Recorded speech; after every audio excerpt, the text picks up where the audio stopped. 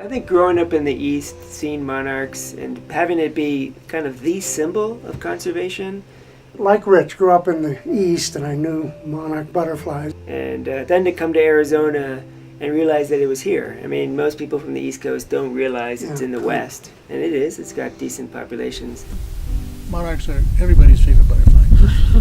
State butterfly of, I don't know, half a dozen different states.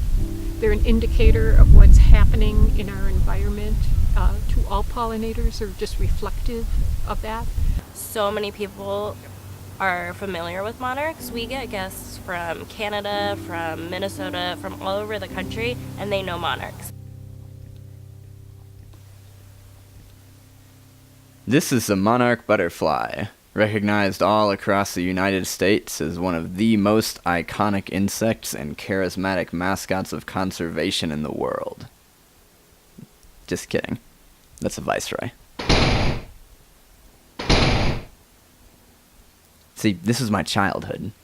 My father did research work on monarch and viceroy butterflies in the 80s, and while some kids grew up learning the ins and outs of football and video games, I spent my early years catching butterflies and learning to tell them apart from one another. In my house, confusing a monarch with a viceroy was about the biggest sin there was. When I was 21, I left the East Coast and said goodbye to the old familiar Lepidoptera I'd grown up with. At 24, I settled down in Arizona, and I was surprised to see an old friend of mine glide by one afternoon. I hadn't realized that I would be able to find monarchs in the western states, but here they were. I started wondering what else I didn't know about them. Effectively, I decided to spend the fall of 2017 learning everything I could about western monarchs, their natural history, the research being conducted on them, and the conservation efforts underway to secure a hopeful future for the western monarch butterfly. I spoke with professionals in the field and participated in citizen science projects from Flagstaff to Sierra Vista. I learned a lot. I learned too much. But I emerged with a greater knowledge of the butterfly I'd grown up never really understanding. The monarch.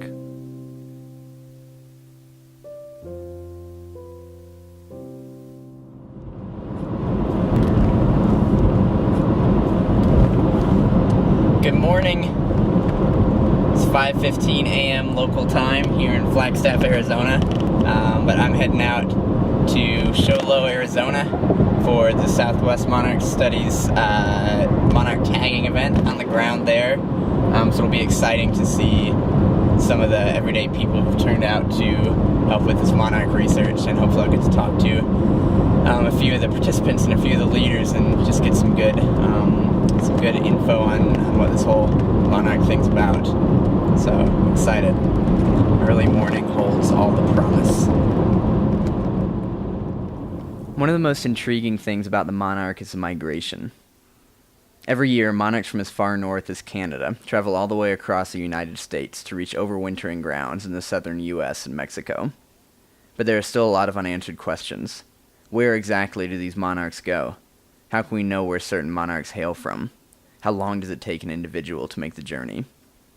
The thing I do with my map when I'm walking in the field, I hold it like this, so it's not like a... The Southwest Monarch Study is a citizen science initiative that recruits volunteers from communities throughout the Southwest to catch and tag monarch butterflies every autumn in an effort to track their migration patterns throughout the year.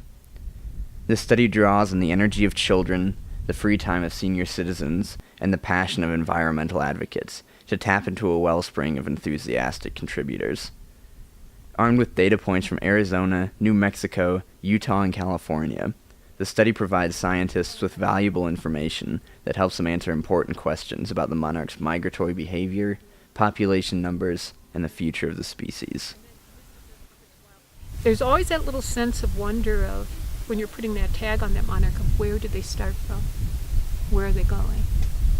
Because of their long-range migration, they give us an opportunity that is unique to be able to study what's happening in habitats and movements across the entire Southwest, and actually the three countries of Canada, United States, and Mexico. We get a lot of people involved once they participate in it and they've been out somewhere where there's a lot of monarchs, or either they've had monarchs come to their yard or when they join us on a tagging trip. Those people usually join us and continue. But Some people like to tag, and that's all they want to do is this 6-week commitment perhaps in the fall, and that's wonderful. We need other people to just look for monarchs. This time of year, where are you seeing monarchs? How many are you seeing in an hour? What way are they flying? What are they feeding on? Take a couple pictures in the field, and that becomes part of the bigger picture as we reference that over time to see if those numbers are declining. Are nectar sources declining? What is the source when we do see that population drop here? So I think the important thing to know is, as a citizen science study, I think we have some responsibility to, number one, publish our information, and number two, work with the scientific community. We are the bridge in between, and we work very closely with many of them. So one thing that really fascinates me is how much we're learning. And the more we learn, the more we realize that there's a lot left to go. Yeah. So there's a lot left to learn.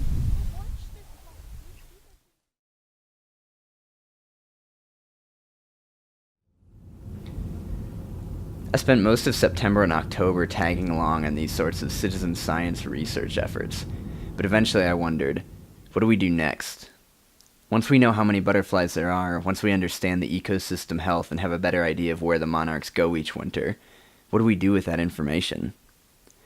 Knowing that habitat loss is affecting monarch populations or that climate change is altering their migration patterns, all that is great, but what can we do to solve those problems, and how do we get non-scientists to care? Those are the questions I set out to answer in November.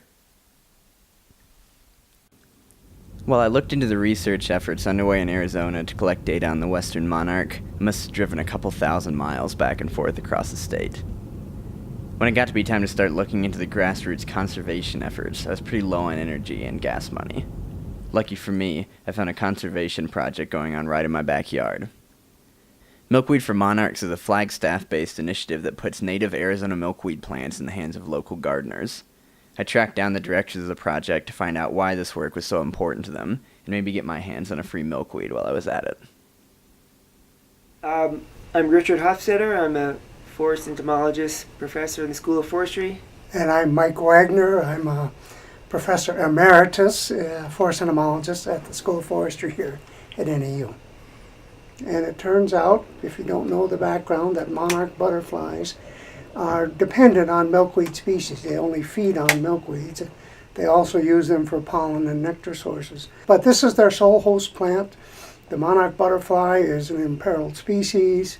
And we checked, and not a single species of Arizona milkweed is available anywhere in the United States. And so we put out a solicitation to see if people would volunteer to plant experimentally the different species of milkweeds that we could find in the wild and domesticate.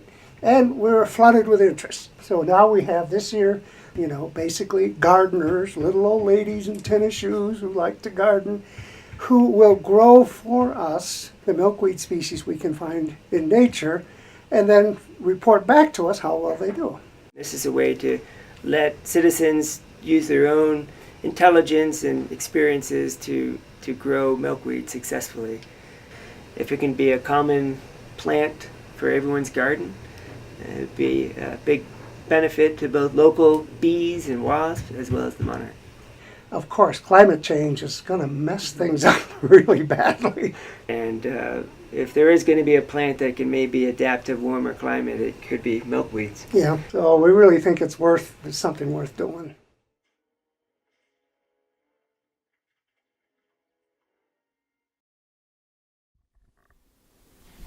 Citizen science, monarch tagging, milkweed planting in your yard, this is all great, but it's useless if the public isn't involved. The last question I wanted to answer was, how do you make people care? I found my answer in the young people, the next generation of researchers, citizen scientists, and conservationists, and the way that generation is getting involved. Dr. Katy Prudic is well respected for her butterfly research and an old colleague of my father's. I tracked her down to the Arizona Insect Festival, an event that invites students, parents, and children of all ages to learn more about the important services that butterflies and other insects provide our planet. Yeah, the Arizona Insect Festival is really an event focused at children who are still in love with with insects and still excited about creepy, crawly things.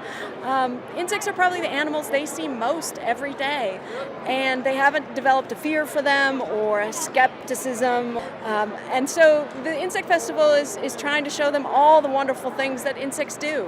And it's also about that generation getting their parents more open and interested in not just insects, but the science that insects creates.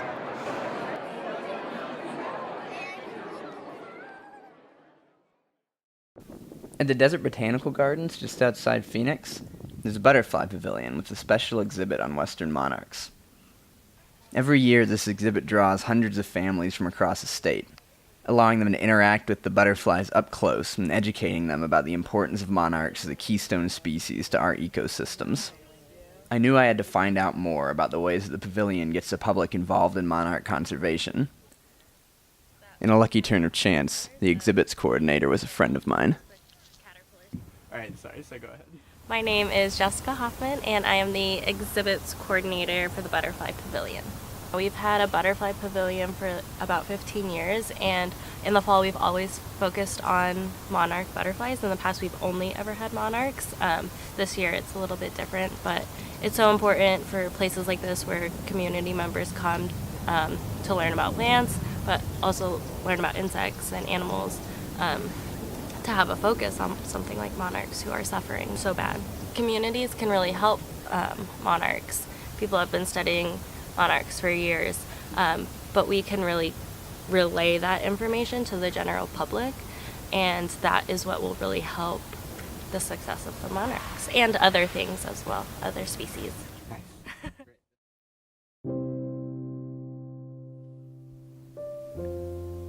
And that was it. The year was over. A couple thousand miles south, monarchs were arriving at their overwintering grounds in Mexico, and it was time for me to get some sleep and catch up on some homework. The autumn that I spent in pursuit of the monarch butterfly had taught me volumes, but no lesson was repeated to me more emphatically than this. We can do something. We can help. I always kind of think of, like, what are we going to find tomorrow that's going to open up our way of thinking? It was kind of like that one monarch we saw that was dodging the wind by staying a foot above the ground, speed flight, going between the rabbit brush. He was determined to migrate today. So I feel like our generation, we're really good at building bridges and connecting people, so I think people in our generation can really get the information from scientists that they need to know, and I think that information has been here for a really long time. Yeah, I would add one other thing I've noticed is I've started planting milkweeds in my yard, and I'd never seen a monarch. Then I started planting milkweeds, and now after about 3 years I maybe have just 100 monarchs in the month of September. You can do something. You can surely increase the population, and if everybody finds something they can do to contribute, in the long term we'll be way ahead. Rarely do these huge ecological, biological phenomenon really get driven by one simple factor. There's usually many things operating at the same time, and therefore many opportunities for solutions. And I think that's another part of this is, there's not just one way to solve this problem.